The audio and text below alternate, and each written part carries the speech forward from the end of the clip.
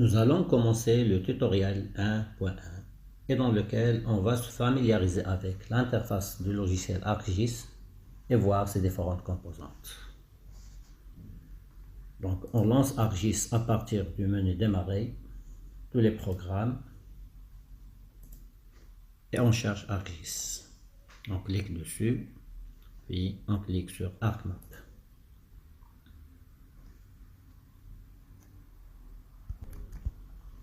On a l'écran de démarrage qui s'affiche. Cette interface nous permet soit d'ouvrir, soit de créer de nouvelles cartes.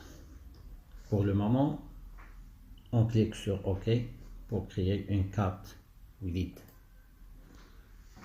Notre interface est composée d'un ensemble d'éléments.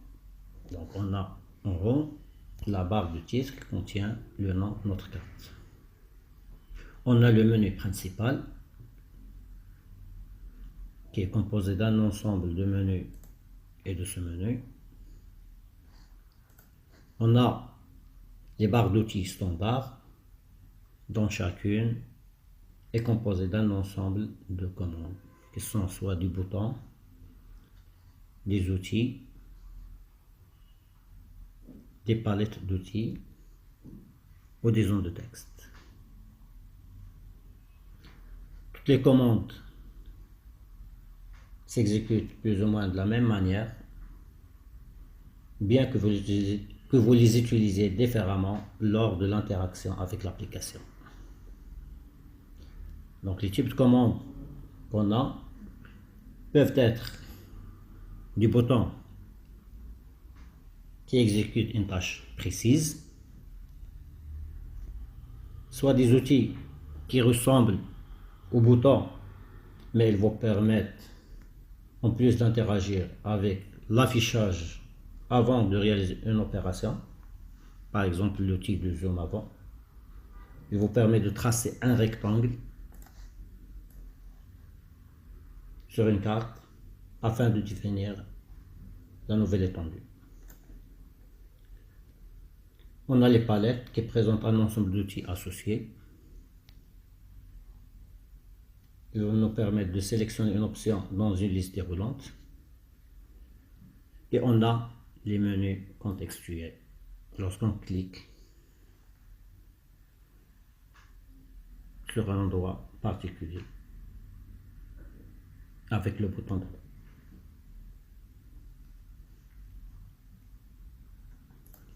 On a ensuite l'espace d'affichage de cartes qui fonctionne en deux modes, soit en mode données, soit en mode mise en page.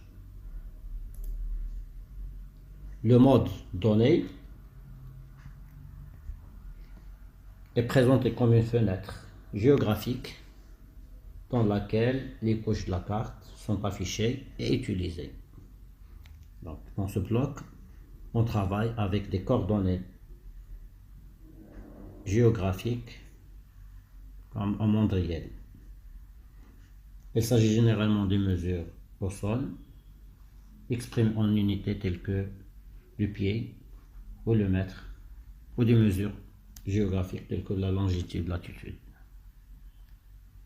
Donc dans ce mode, on masque tous les éléments cartographiques de mise en page, tels que le titre, flèche du nord, les barres d'échelle, les légendes. Et on se concentre uniquement sur le contenu, notamment pour modifier ou analyser nos données. On a ensuite le mode mise en page. Donc dans ce mode, on prépare notre carte pour l'impression ou pour l'export en format numérique, tel que le PDF ou le PNG. Dans ce mode, on travaille généralement dans l'espace page avec des unités telles que le centimètre ou le pouce.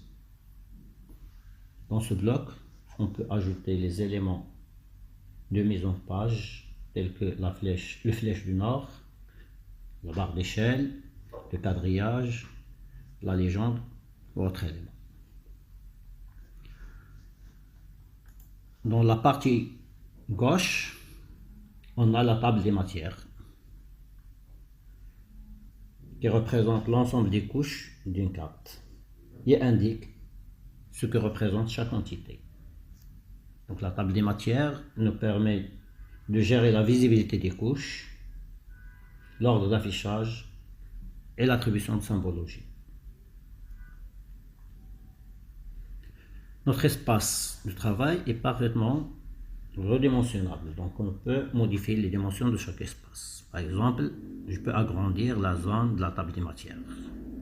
Je mets ma souris sur le bord et là, je vois le symbole du curseur qui change. Et je maintiens le bouton gauche enfoncé et je déplace ma souris. Donc là, je lâche. Je refais la même chose pour le réduire et je relâche.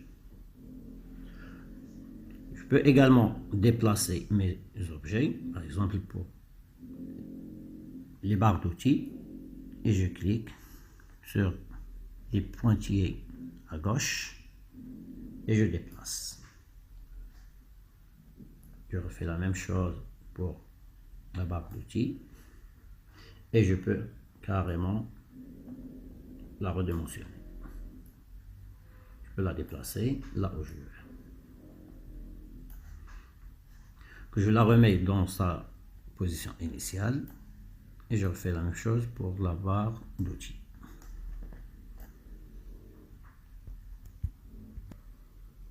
Je peux faire la même chose pour la table des matières. Donc je clique sur la barre de titre et je la déplace. Je lâche ma souris et là je vois la nouvelle position de ma table des matières. Je clique encore une fois sur la barre de titre et là je vois des symboles qui s'affichent et qui me permettent de placer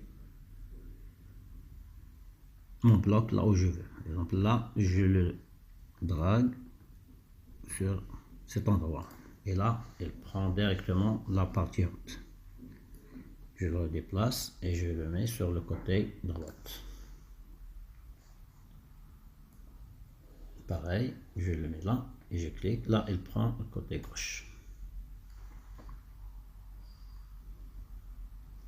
La dernière composante de l'interface est la barre de statut qui est en bas et dans laquelle s'affichent les coordonnées de mon curseur ou le nombre d'objets sélectionnés ou des messages qui sont affichés par le système. Ainsi prend fin notre premier tutoriel.